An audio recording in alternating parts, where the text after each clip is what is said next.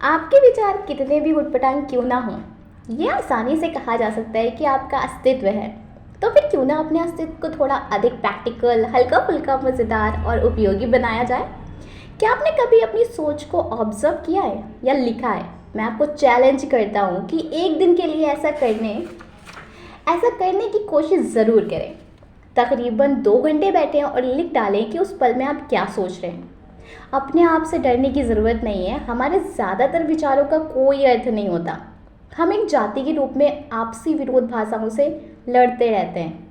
Descartes ने भी अपने विचारों की समीक्षा की और उसे भी उसमें बहुत सारे विरोधाभास मिले। उनका सबसे महत्वपूर्ण विचार ये है कि हमें विश्वास पर नहीं बल्कि उसके स्रोत पर सवाल करना चाहिए, क्योंकि हमारी ज़्यादातर मान्यताएं हमारी खुद की या दूसरों की धारणाओं पर आधारित होती हैं। आपके आइडियाज़ में ऐसे कितने हैं जो दूसरों के लिए दिए हुए हैं या आपके पहले के विचारों या मान्यताओं पर आधारित है। हमारी सोच की जड़ में कहीं हमारी वे काबिलियत होती है जो सच और झूठ को अलग अलग करती है कि क्या सच है क्या झूठ है। इस प्रश्न को समझने का एक ही तरीका है कि हम एक प्रैग्मैटिक यानी व्यवहारिक परिप्रेक्ष्य में देखें। विलियम जेम्स प्रैग्मैटिज्म के आइडिया का वर्णन कुछ इस प्रकार करते हैं। पहले चीज़ों जैसे सिद्धांतों, श्रेणियों, आवश्यकताओं के बाहर निकलने का देखने का रवैया और फिर अंतिम चीज़ों जैसे परिणामों, तथ्यों की ओर देखने का रवैया। विचारों से किसी उपयोगी उद्देश्य की पूर्ति होनी चाहिए। अगर वे ऐसा नहीं कर पाते तो बेकार है। ये है सुलझी सोच। प्रैग्मैटिज्म सोचने का एक तरीका है, कोई समाधान नहीं।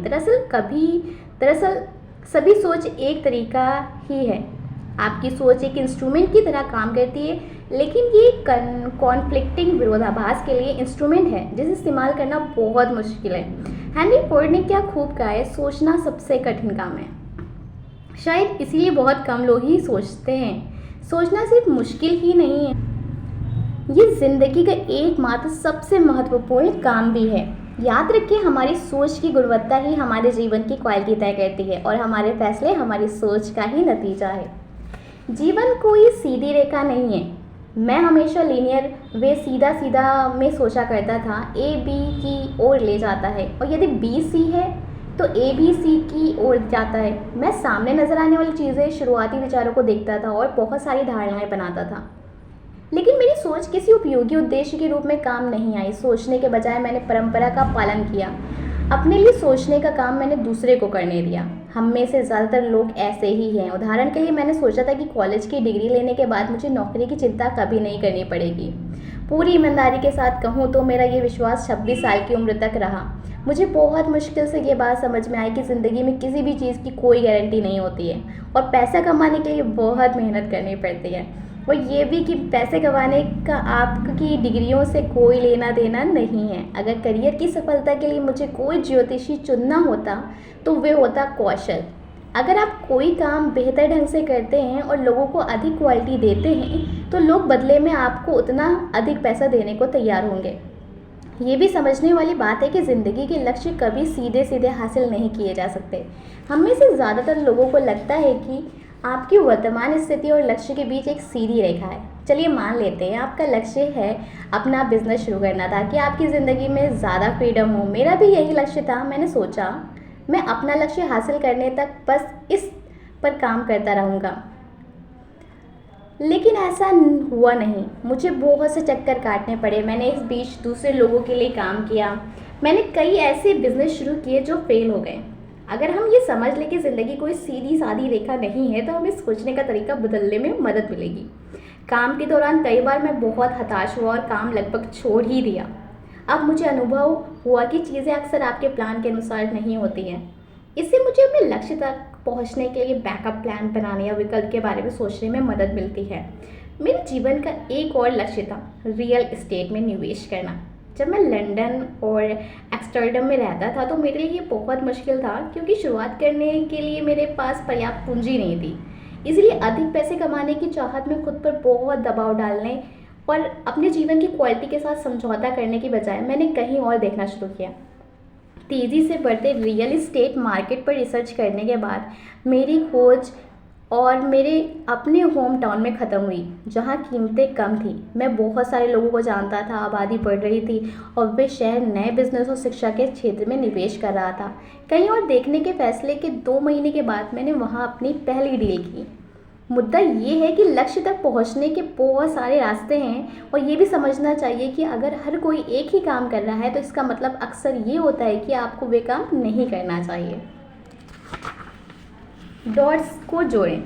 आपका दिमाग हमेशा काम करता रहता है। जब आप एक्टिव रूप से सोच नहीं रहे होते तब भी शरीर के सभी महत्वपूर्ण कामों को मैनेज करने के अलावा ये इस तक पहुंचने वाली सभी सूचनाओं को स्कैन भी करता है। दिमाग नई सूचना की वहाँ पहले से मौजूद सूचना से तुलना करता है। आपका दिमाग इन दो तरह की सूचनाओं के बीच समानताएं और असमानताएं खोजता है। इससे पता चलता है कि हम किस तरह से सोचते हैं और नए आइडियाज़ के लिए किस तरह से अपने दिमाग का इस्तेमाल करते हैं। हमारा दिमाग अनेक छोटे छोटे न्यूरॉन्स के नेटवर्क से बना होता है जो मिलकर दूसरे नेटवर्क से जुड़ते हैं, कुछ इस तरह। अपने दिमाग के काम करने के ढंग को समझने में मुझे इसकी बेहतर ढंग से देखभाल करने की मदद मिलती है। मुझे इस बात की चिंता नहीं है कि मैंने जिन सूचनाओं को इकट्ठा किया है उसका सीधा सीधा इस्तेमाल मैं कैसे करूं।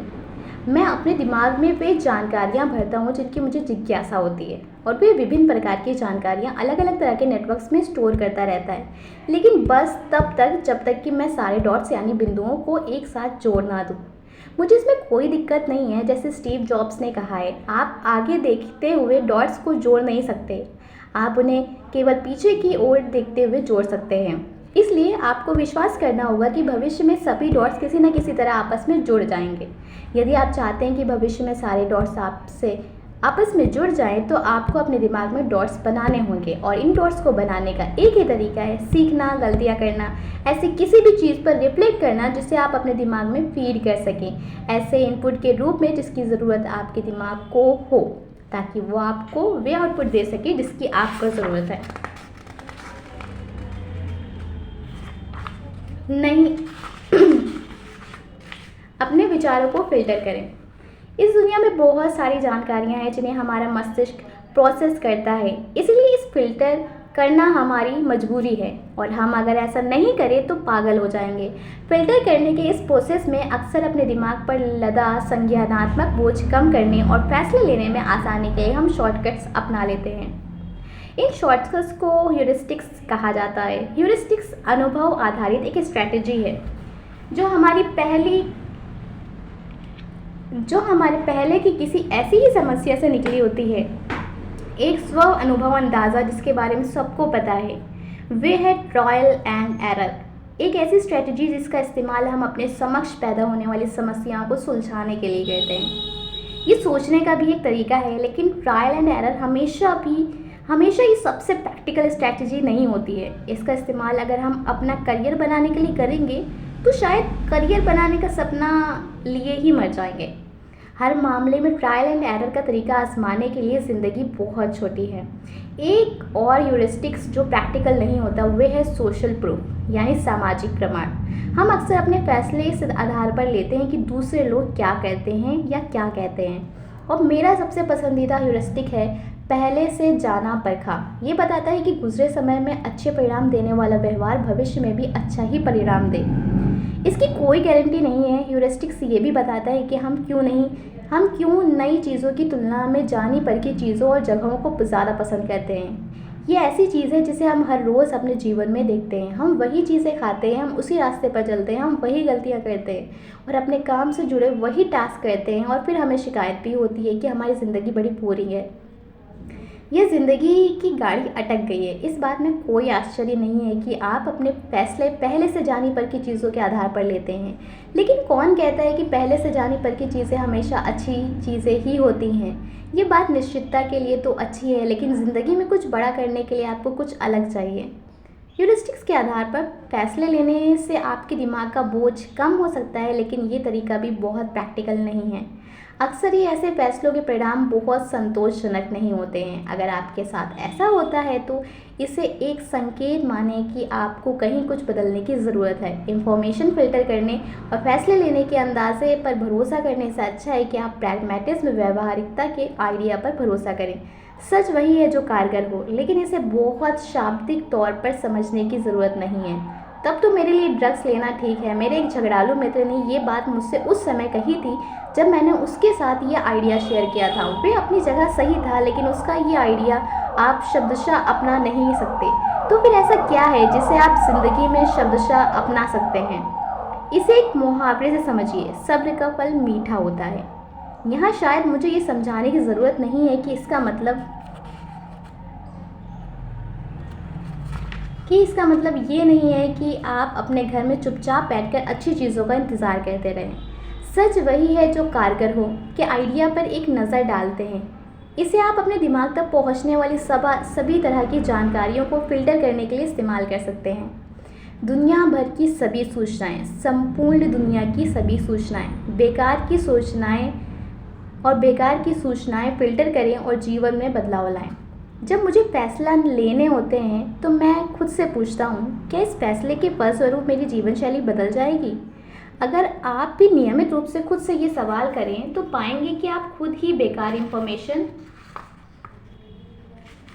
को फिल्टर कर रहे हैं और ऐसे फैसले ले पा रहे हैं जिसके नतीजों का सचमुच आपके जीवन पर असर पड़ रहा है। आप खुद को उस चीज़ के इस्तेमाल के लिए तैयार कर रहे हैं जो काम कर जाए, जो उपयोगी हो और जिसका आपकी आदतों पर असर पड़े। उदाहरण के लिए परंपरागत सोच ये कहती है कि बड़े शहरों में ही बड़े मौके मिलते हैं। मुझे लगता था कि सचमुच ऐसा ही है। शायद यही कारण था कि मैं लंदन शिफ्ट हो गया और हाँ, उस समय तो सचमुच एक बड़ा मौका मेरे हाथ लगा। लेकिन इसके साथ ही मेरे सामने बड़ी जिम्मेदारियां और परेशानियां भी आ खड़ी हुई। इसके अलावा मुझे बड़े शहर पसंद नहीं है। मुझे भीड़ भाड़ वाली जगह, पोल्यूशन भरी हवा और ज़रूरत से ज़्यादा महंगाई से चिढ़ है। साफ शब्दों में बड़े शहरों में रहना मुझे रास नहीं आया। इस तरह की नकारात्मक सोच का असर मेरे जीवन जीने के ढंग पर भी पड़ा। इसीलिए आखिरकार मैं ल्यूवार्डन वापस चला गया। ये जगह बहुत शांत है। मैं यहाँ बहुत से लोगों को जानता हूँ। यहाँ मैं कम काम करके ज़्यादा कमा सकता हूँ और ड्राइव करके 10 मिनट में शहर के किसी भी हिस्से तक पहुँच सकता हूँ। हालांकि मुझे इस बात का एहसास है कि जीवन जीने का मेरा तरीका बहुत से लोगों को ठीक नहीं लगेगा। उन्हें शायद ये बोरिंग लगे या शायद बहुत एक्साइटिंग ना लगे। तो क्या आप वही करें जो आपको ठीक लगता है। Stop thinking.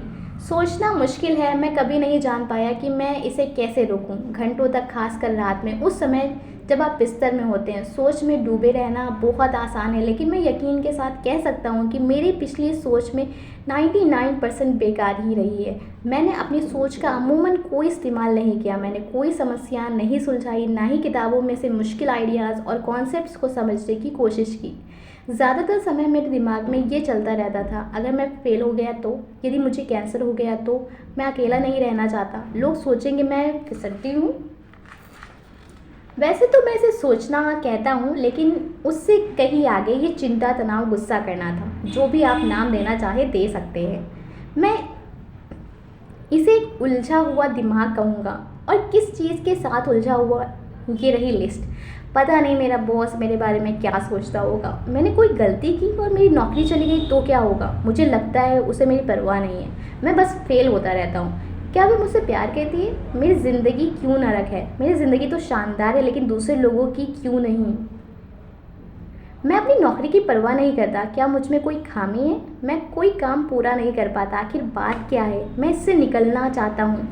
आपके लिए मेरे पास सिर्फ एक सवाल है, क्या इस तरह की सोच का कोई प्रैक्टिकल व्यवहारिक इस्तेमाल यूज़ है? हाँ, मैं इंतज़ार कर रहा हूँ। अभी तक कोई जवाब नहीं मिला। यही होता है, इस तरह की सोच हमारी कोई मदद नहीं करती।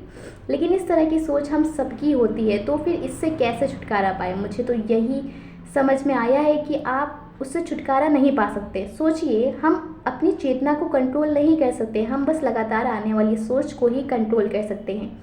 आपको अपनी सोच के प्रति सजग रहना होगा, उनके अस्तित्व को स्वीकार करना होगा, लेकिन अपनी सोच के लिए कभी खुद को दोष ना दें और ना ही इस तरह की बात कहें, मुझे इस तरह के विचार क्यों आते हैं।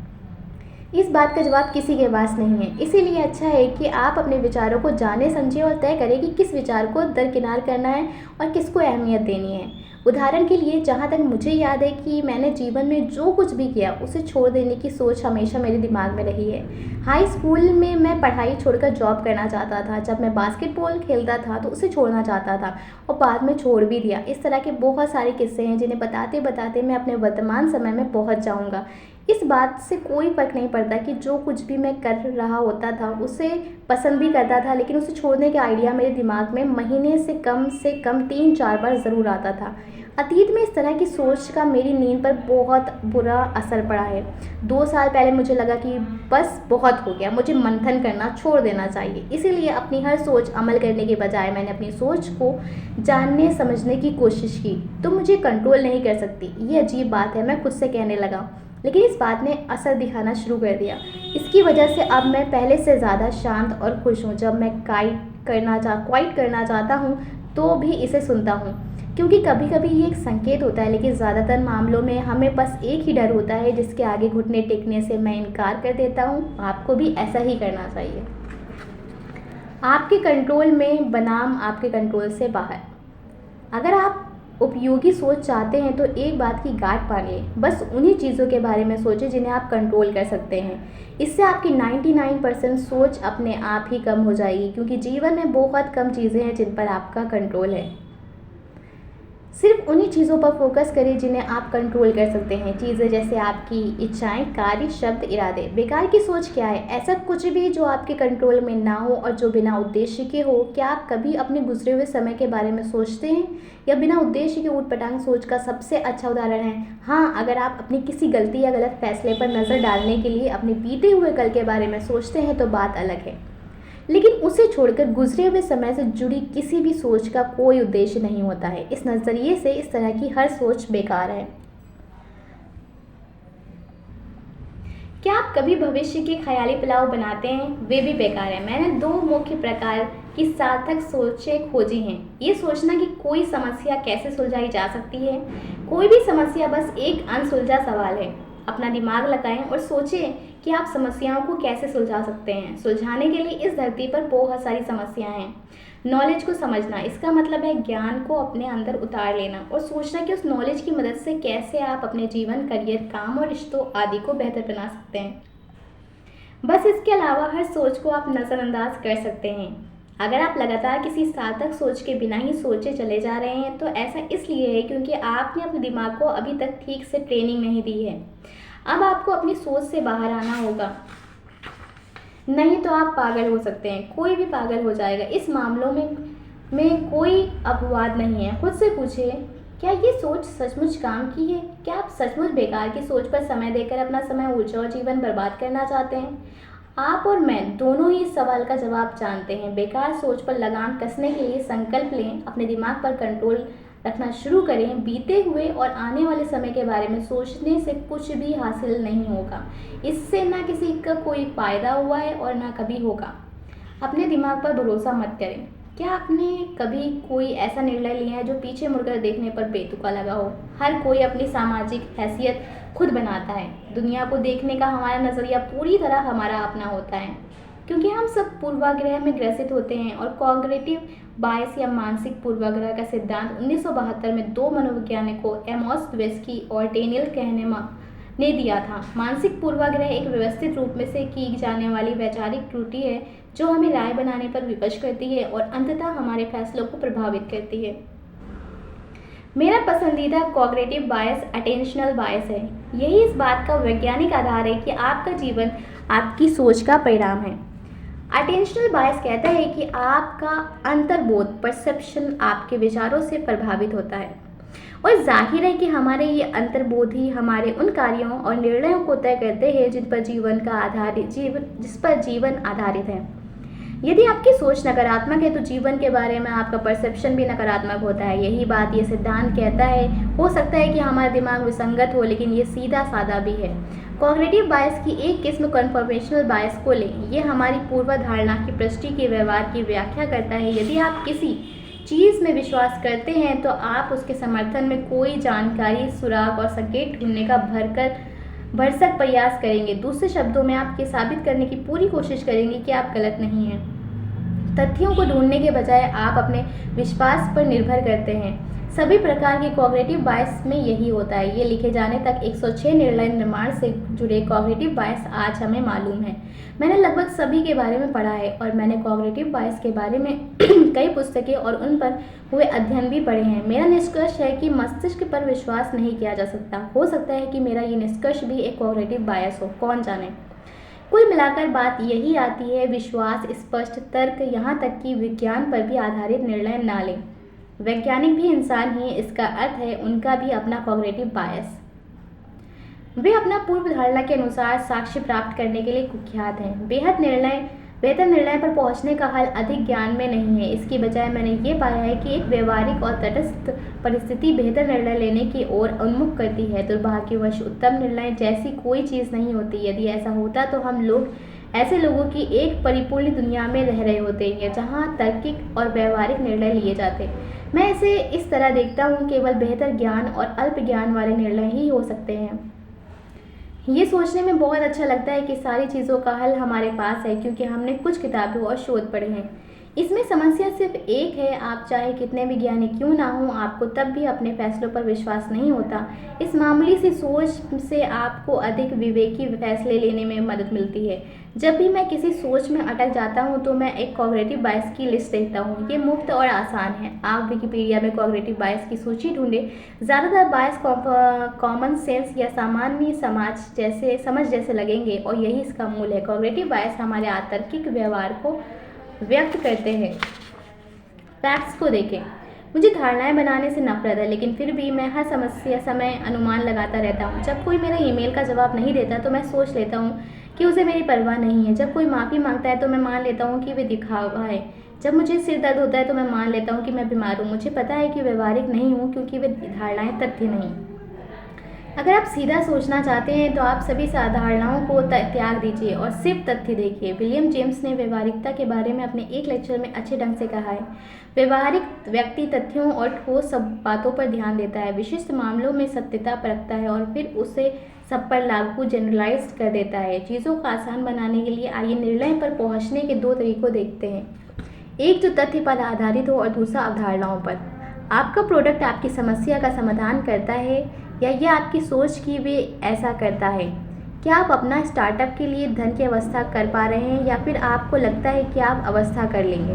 अनुमान, राय, पुरानी धारणा, कल्पना, विश्वास, अनुमान, फैक्ट्स, अनुसंधान, आंकड़े, प्रयोग, परीक्षण। क्या आपकी सैलरी बढ़ेगी या आपको लगता है कि आपका बॉस आपकी वेतन वृद्धि देगा? क्या लोग आपकी कला को पसंद करते हैं या आप ऐसा मानते हैं कि वे पसंद करते हैं? मैं भरसक प्रयास करता हूं कि मैं धारणाएं ना बनाऊं। मैं तथ्य देखना पसंद करता हूं और उनके आधार पर निष्कर्ष निकलता हूं। अगर आप तथ्यों पर भरोसा ना कर पाएं तो जी हाँ, कभी कभी आपके लिए तथ्य खोजना मुश्किल होता है या फिर आपको तुरंत निर्णय लेना होता है। इन मामलों में जो बहुत ही कम होते हैं, मैं गट फीलिंग, जिसे अंदर की आवाज़ भी कहते हैं, पर काम करना पसंद करता हूँ। जब भी आप ऐसा करें, कभी भी अन्य लोगों के अपरिपक्व विचारों और तुक्केबाजी पर अपना वक्त बर्बाद ना करें। सच बनाम झूठ। इससे पहले के अध्याय में हमने तथ्यों को देखने के बारे में बात की, लेकिन क्या तथ्य सच भी होते हैं? उत्तर है नहीं। उलझन में पड़ गए। ये बिल्कुल ज़िंदगी जैसा है। उदाहरण के लिए, क्या ईश्वर का अस्तित्व है? मैं नहीं जानता, मुझे इसका कोई प्रमाण नहीं मिला। क्या इसका मतलब ये है कि ईश्वर वास्तव में नहीं है? इस बात का कोई मतलब नहीं है कि मैं क्या सोचता हूँ। यदि आपके जीवन जीने के तरीके पर ईश्वर का प्रभाव है तो वैज्ञानिक कुछ भी कहें, आपके लिए ईश्वर सत्य है। पश्चिमी दर्शन शास्त्र पर जर्मन दर्शन शास्त्री फ्रेडरिक नीत्शे ने अच्छा खासा प्रभाव डाला है। उनका एक प्रसिद्ध कथन है, तथ्य कुछ नहीं होता, केवल इसकी व्याख्याएं होती हैं। नीत्शे वास्तव में एक आत्मज्ञानी व्यक्ति थे। सिगमंड फ्राइड ने तो यहाँ तक कहा है, उसे किसी अन्य मौजूदा या आगे जीवित रहने वाले किसी व्यक्ति के मुकाबले अपने बारे में अधिक गहरा ज्ञान था। वे एक बहुत ही विश्लेषणात्मक विचारक थे, विशेषकर जब उनके अपने विचारों की बात हो। जब नीत्शे ने कहा तथ्य कुछ नहीं होता, तो उनका मतलब था कि हम अंततः अपनी वास्तविकता की व्याख्या पर ही भरोसा करते हैं। वस्तुनिष्ठ ऑब्जेक्टिव रूप से वास्तविकता का प्रमाणित करने का कोई तरीका नहीं है। इसका मतलब ये नहीं कि कुछ भी वास्तविकता नहीं और हम सब एक बड़े सपने में जी रहे हैं। हमें ये समझना होगा कि तथ्य और सत्य एक ही वस्तु नहीं है। इस सरल से विचार से आपकी बहुत सी ऊर्जा बचती है, क्योंकि इसका मतलब है कि कोई भी सही या गलत नहीं है। ऐसे लोगों पर ध्यान मत दीजिए जो सच की विभिन्न समझ से आपको विश्वास दिलाते हैं। ये व्यवहारिक नहीं है। अपनी ऊर्जा दूसरे उपयोगी कामों के लिए बचा कर रखिए। आराम से सोचें। मैं मानता था कि स्मार्ट लोग तेज सोचते हैं, वे चुटकी बजाते सोच लेते हैं। वे वाकई स्मार्ट हैं। मैंने कई साल तक इसे आजमाया। जब भी कोई समस्या आई, बहस हुई या किसी ने मुझसे कुछ पूछा तो मैं सोचता था जल्दी जल्दी जल्दी, और जाहिर है कि मेरा उत्तर ठीक नहीं होते थे। मेरा पसंदीदा विचारकों में से एक डेरेक सीवर्स कहते हैं कि वे सोचने में समय लेते हैं। आमतौर पर यह समझा जाता है कि आपकी पहली प्रतिक्रिया बहुत ईमानदार होती है, लेकिन मैं इससे सहमत नहीं हूँ। आमतौर पर आपकी पहली प्रतिक्रिया पुरानी होती है। ये उत्तर आमतौर पर आपके मन से पहले कभी आया हुआ होता है, और बजाय आपके दिमाग पर जोर डालने की, ये पुरानी प्रतिक्रिया जो काफ़ी पहले घटित हो चुकी है, आपके मस्तिष्क में झटके से आती है। चीज़ों पर विचार करने में समय लगता है। जब भी मैं तुरंत जवाब देता हूँ, मैं बिल्कुल भी सोच नहीं रहा होता हूँ। ये त्वरित प्रतिक्रिया होती है। डेरेक सीवर्स ने अपने आप को इसके लिए प्रशिक्षित किया कि वे अपनी पहली सोच पर यकीन न करें। यही उन्होंने तब भी किया जब ईमेल उनका बहुत ज़्यादा समय और ध्यान ले लेता था। एक सामाजिक व्यक्ति होने के नाते उनके पाठकों के बहुत सारे ईमेल उनके पास आते थे।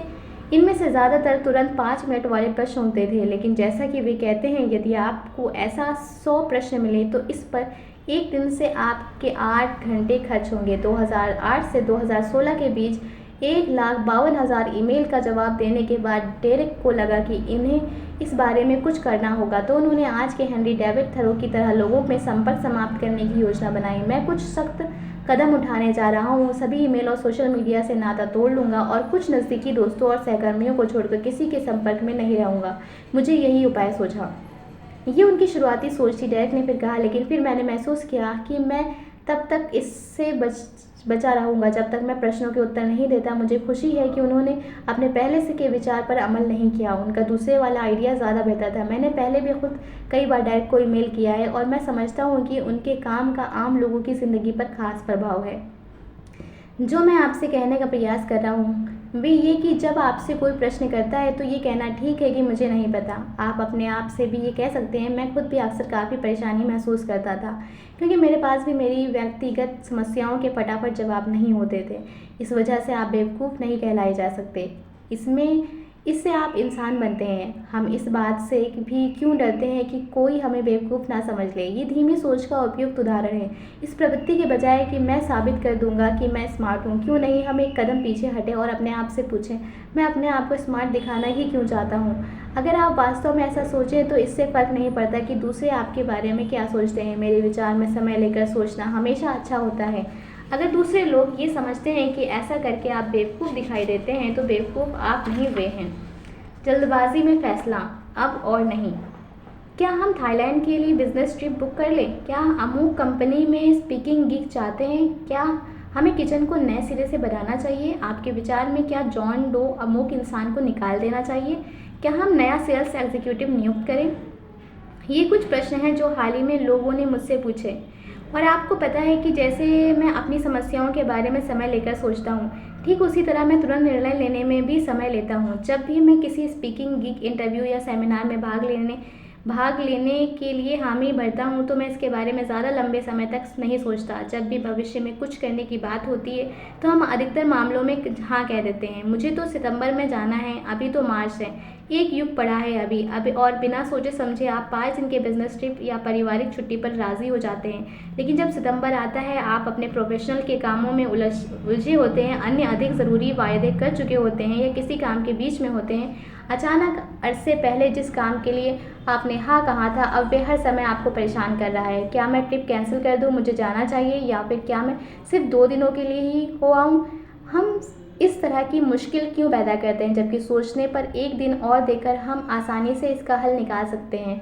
बस आपको यही करना है, चीज़ों पर सोचिए, अपने आप को जानिए। उदाहरण के लिए, मैं इस समय खूब लिख रहा हूँ, मैं शहर छोड़कर जाना नहीं चाहता, मेरा दिनचर्या तय है और ये मेरे लिए सही है, मैं खुश हूँ और जीवन का पूरा आनंद ले रहा हूँ। अगर मैं एक वीकेंड के लिए भी बाहर जाऊँगा तो मेरी पूरी दिनचर्या अस्त व्यस्त हो सकती है, और तब मुझे अपनी पुरानी दिनचर्या पर वापस आने में 2 हफ्ते और लगेंगे। हालांकि मेरी मानसिकता हमेशा ऐसी नहीं होती। अभी मैं इस किताब पर काम कर रहा हूँ, नया ऑफिस खोल रहा हूँ और नया अपार्टमेंट खरीद रहा हूँ। मेरा ध्यान कुछ महत्वपूर्ण चीज़ों पर केंद्रित है, लेकिन बाकी समय मेरी दिनचर्या थोड़ी लचीली होती है और वास्तव में मुझे घूमना, दोस्तों, बिजनेस एसोसिएट्स से मिलना और एक बेपरवाह जीवन जीना पसंद है। इसलिए मैं किसी निर्णय पर पहुंचने में अधिक समय लेता हूं। अपने तुरंत आए विचार पर अमल करने के बजाय मैं कहता हूं, मुझे सोचने के लिए 1-2 दिन का समय दीजिए। बस आपको यही करना चाहिए। अपने दिमाग को मुक्त करें। एक बार जब मैंने जीवन के प्रति अपना नज़रिया बदला तो हर दिन मेरे दिमाग पर जोर पड़ने लगा। मैंने हर रोज़ 2 घंटा पढ़ना शुरू किया और पढ़ी हुई गई सामग्री के विस्तृत नोट लेने लगा। जो कुछ भी मैंने पढ़ा उन आइडियाज़ को शेयर करने के लिए लेख भी लिखने लगा। शुरू में मुझे लगा कि मेरे लिए एक नई दुनिया खुल गई। पढ़ाई से मेरा मन नहीं भर रहा था। मैंने हर हफ्ते नई किताबें खरीदी और जहाँ तक हो सकता था मैंने नई जानकारियों का मज़ा लिया। लेकिन कुछ हफ्तों के बाद मैं मानसिक रूप से टूट गया। अचानक से मेरा मस्तिष्क जाम हो गया। मैं घुटन महसूस करने लगा। मैं सोच पढ़ या लिख नहीं पा रहा था। मेरा सर हर समय दुखता था। ऐसा कुछ दिनों, लगभग 1 हफ्ते तक चला। मैं बीमार महसूस कर रहा था, लेकिन मुझे पता नहीं था कि क्यों, जब तक कि मैं इस क्यों के बारे में नहीं पा रहा था। और जब मैं कुछ अच्छा महसूस करने लगा तो जहाँ छोड़ा था वहीं से फिर शुरू कर दिया। इस बार कुछ लंबे समय, लगभग 2 महीनों तक काम करता रहा। फिर एक और परेशानी शुरू हुई। इस बार ये दूसरी तरह की समस्या थी। मैं कितनी भी कोशिश करता, मुझे नहीं लग रहा था कि मुझे कुछ नया सीखने को मिल रहा है या सुधार हो रहा है, लेकिन मैं लगा रहा और परेशानी झेलता रहा। इसके बाद कई बार इसी तरह की परेशानी आई। तब मुझे पता चल गया कि क्या हो रहा है। अपने दिमाग को प्रशिक्षित करने का काम कई चरणों में होता है और इससे पहले कि आप सीखने के अगले चरण पर जाएं, आपके सामने एक रुकावट खड़ी हो जाती है। मैं मानता हूं कि सीखने का कौशल और आपका विकास दोनों विभिन्न चरणों में होता है। किसी नए चरण की शुरुआत में चीज़ें सीखना आसान होता है क्योंकि सभी कुछ नया होता है, लेकिन जैसे जैसे आप इस चरण के अंत में पहुंचते हैं, चीज़ें और मुश्किल होती जाती हैं। मेरे मामले में मुझे सिर दर्द होना शुरू हुआ, लेकिन अभी भी मैं चरण के अंत तक नहीं पहुंचा था क्योंकि एक छोटे से झटके के बाद मैं दोबारा वही करने लगा। किसी मोड़ पर आप एक बड़ी दीवार से टकराते हैं। यह मानसिक विघटन है। ये एक ऐसा बिंदु भी है जहाँ जो कुछ भी आप पाने की कोशिश कर रहे थे उसे छोड़ना चाहते हैं। पुस्तक लिखना, कोई व्यवसाय शुरू करना, अपना काम बदलना या किसी समूह को नेतृत्व करना, जब आपके रास्ते में रुकावट आती है सब कुछ रुक जाता है। किताब अचानक से बेकार लगने लगती है, व्यवसाय घाटे में लगता है, आपका मनचाहा करियर आपकी पहुंच से दूर लगने लगता है और लोग भी आपकी गंभीरता से लेना बंद कर देते हैं। सब कुछ खो जाता है।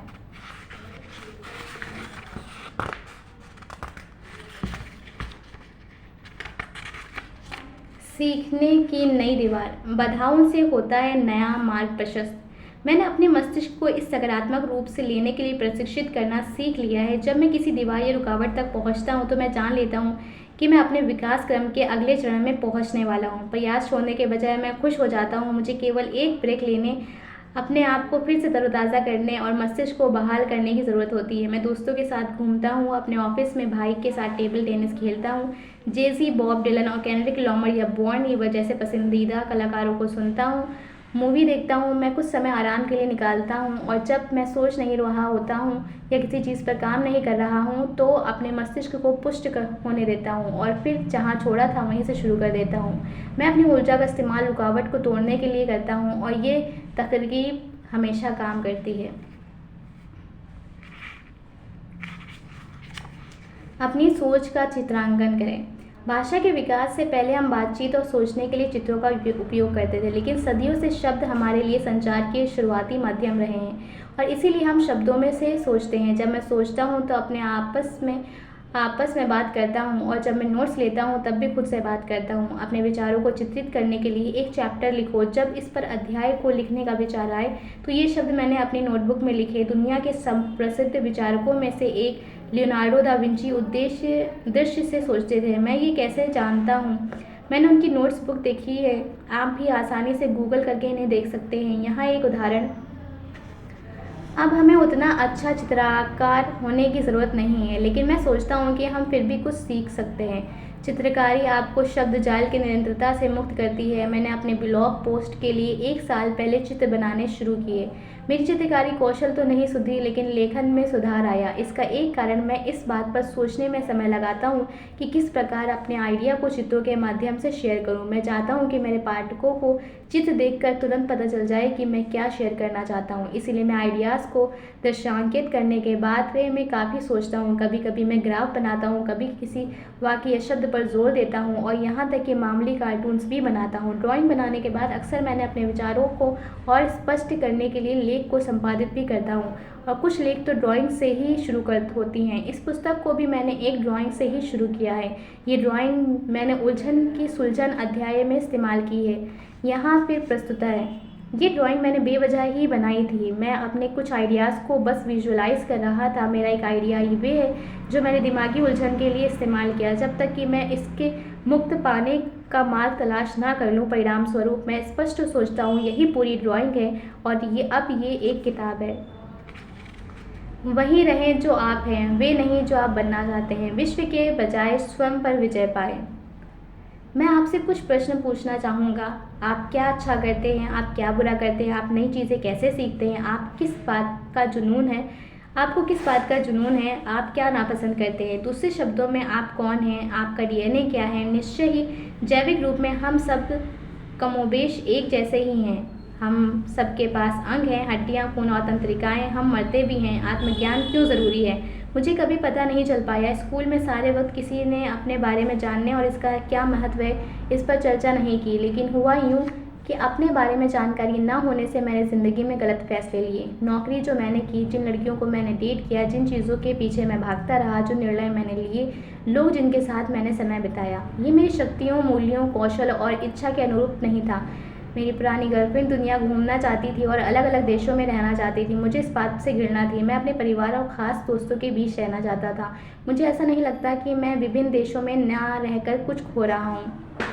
एक घर का होना मुझे खुशी देता है। जब आप किसी ऐसे के साथ रिलेशनशिप में हों जिसकी वैल्यूज़ आपसे अलग हों, तो ये एक शून्य की स्थिति होती है। दोनों में से एक हमेशा कुछ होता है। हम अलग हो गए। मैंने बॉयलर रूम में काम किया, बेवकूफ़ी भरे सामान ऐसे लोगों को बेचे जिन्हें उनकी ज़रूरत नहीं थी। मैं ऐसा काम क्यों करता हूँ जिससे मैं अपने आप से नफ़रत हो जाती है। मैं नहीं जानता। मेरा अनुमान है कि मैं पैसे कमाना चाहता था, लेकिन मुझे पक्का पता नहीं था। आज मैं आपके 10 साल पहले के मुकाबले बेहतर ढंग से जानता हूँ और आज से 10 साल बाद आज के मुकाबले और बढ़िया ढंग से जानूँगा। अपने आप को जानना पहला कदम है। दूसरा चरण है आप इस जानकारी पर अमल करना। कभी कभी मुझे अवसर मिलते हैं और मैं जल्दी से हाँ कहना चाहता हूँ, लेकिन फिर मैं एक कदम पीछे हटता हूँ और अपने आप से पूछता हूँ, क्या वास्तव में ये मैं हूँ? कई बार उत्तर ना में होता है। मैंने पाया है कि ज़िंदगी में बहुत सी चीज़ें मेरे लिए नहीं हैं। ज़्यादातर नौकरियाँ, अवसर, देश, लोग, पार्टियाँ, जीवन शैली, पुस्तकें, वे सभी मेरे लिए नहीं हैं। बस मुझे उन चीज़ों को खोजना है जो मेरे लिए हैं, मानिए या नहीं। इसके लिए लिस्ट बहुत छोटी है। चिंतन के लिए समय निकालें। हम व्यस्त जीवन जीते हैं और कभी कभी सोचने के लिए समय नहीं मिल पाता। अगर सोचना आपकी प्राथमिकता नहीं है तो इसे प्राथमिकता बनाएं। अगर आप ऐसा नहीं करेंगे तो वही होगा जो कुछ साल पहले मेरे साथ हुआ। मैंने 2012 से 2015 के बीच कोई चिंतन नहीं किया। परिणाम मैंने आनंदित महसूस किया और मुझे पता नहीं था कि मैं जीवन में क्या करूं। सचमुच का एक आंतरिक संकट मेरे सामने खड़ा था। चूँकि मुझे बिल्कुल नहीं पता था कि क्या करूं, तो मैंने और ज़्यादा किताबें पढ़नी शुरू कर दी। फिर मैंने महसूस किया कि अनेक स्मार्ट और खुशहाल लोग डायरी लिखते हैं। वे अपने जीवन के बारे में अधिक चिंतन भी करते हैं। ख़ास तौर पर वे उन चीज़ों पर चिंतन करते हैं जो उन्होंने पढ़ा, गलतियाँ जो उन्होंने की और लक्ष्य जो उन्होंने प्राप्त किए। जब मैंने रोज़ाना डायरी लिखना शुरू किया तो शुरुआत मैंने अपनी आत्मकथा लिखने से की। इसे छपवाना नहीं है, ये केवल चिंतन है और सीखने के लिए। अगर आप नहीं जानते हैं कि आपको लिखना क्या है, आप अपनी आत्मकथा लिखना शुरू कर दीजिए। मुझे यकीन है कि प्रत्येक पैराग्राफ में आप अपने बारे में और अधिक चिंतन और अधिक जानेंगे।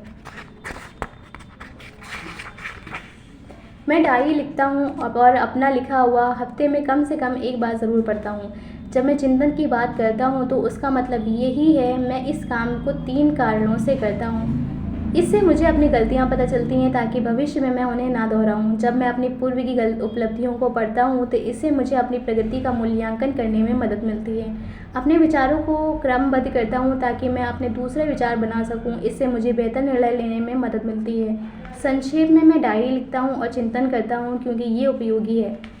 पैसों के नियम। मेरे दोस्त ने कहा कि उसे अपनी नौकरी पसंद नहीं है। मैंने उससे कहा कि तुम इस बारे में क्यों कुछ नहीं करते। कहने लगा, मुझे इन पैसों की ज़रूरत है। मैं जान गया कि उसने सोच लिया है कि उसके लिए नौकरी छोड़ना ही एक विकल्प है। कारण ये है कि जब हम किसी चीज़ को अत्यधिक महत्व देते हैं तो हम उस पर निर्भर हो जाते हैं। पैसों के नियम: बेकार की चीज़ें ना खरीदें जिनकी आवश्यकता नहीं है। हर महीने से आय का कम से कम 10% बचाएं। ऋण से दूर रहें। ऐसी योजना में निवेश करें जिससे कुछ आय, ये महज पैसा है। पैसे की अहमियत समाप्त करने का एक सामान्य सा तरीका है, मैं बॉक्स में दिए गए पैसों के 5 नियमों का अनुसरण करता हूँ। यही मैंने पिछले 3 वर्ष किया है और मुझे एक बार भी पैसे का ध्यान नहीं आया। दरअसल ये पूरी तरह सही नहीं है। मैं अब भी पैसों के बारे में सोचता हूँ, सभी सोचते हैं, लेकिन जैसे ही मुझे ये ख्याल आता है कि मेरे बचत खाते में काफ़ी पैसा है, मैं पैसे के बारे में सोचना बंद कर देता हूँ। चाहे कुछ भी हो जाए, अगर आपके पास 6 महीने के गुजारे के लिए पर्याप्त धन है तो आपको इत्मीनान हो जाएगा। केवल एक शर्त है, अपने कौशल में निवेश कीजिए। यह आपके भोलापन होगा। अगर आप ये सोचें कि मुझे हमेशा नौकरी मिल जाएगी या पैसे बना लूँगा, इसमें मेहनत लगती है, लेकिन कब से ये अनोखी बात हो गई है। मैं पैसे को खर्च करने के बजाय उससे निवेश करना सुनिश्चित करता हूँ। निवेश करने का मतलब केवल शेयर मार्केट या ज़मीन जायदाद में निवेश करना नहीं है। मुझे लैपटॉप पर $3000 खर्च करने पर कोई एतराज़ नहीं है, क्योंकि ये मेरे काम के लिए ज़रूरी है और इससे पैसे बनते हैं। मैं काम के लिए ज़रूरी सामान खरीदने में कंजूसी भी नहीं करता। मैं एक अच्छा जैकेट खरीदना पसंद करता हूँ जो कई साल चले, बजाय इसके कि सस्ता जैकेट खरीद लूँ जिसे अगले ही साल बदलने की ज़रूरत पड़े। आसान शब्दों में कहें तो जिस चीज़ की मुझे ज़रूरत नहीं, मैं उसे नहीं खरीदता। मुझे हर साल एक नए आईफोन की ज़रूरत नहीं है। मुझे $5000 वाले जूते भी नहीं चाहिए, लेकिन इसका मतलब ये नहीं कि मेरे पास सिर्फ एक जोड़ी जूता है। मैं पसंद आने वाली हर चीज़ नहीं खरीदता। अधिक मात्रा के सामान खरीदना व्यवहारिक इसलिए नहीं है क्योंकि मेरे पास उन्हें रखने की पर्याप्त जगह नहीं है। इसके अलावा चीज़ों को खरीदने के लालसा पर नियंत्रण पाकर मैं अपने आत्म अनुशासन में और वृद्धि करना चाहता हूँ। याद रखिए, पैसा आने जाने वाली चीज़ है। जब आपके पास पैसा नहीं होता तो आप इसे वापस कमा सकते हैं, लेकिन यही बात आप समय के लिए नहीं कह सकते। पैसे के बारे में सोचकर बहुत अधिक समय बर्बाद ना कीजिए।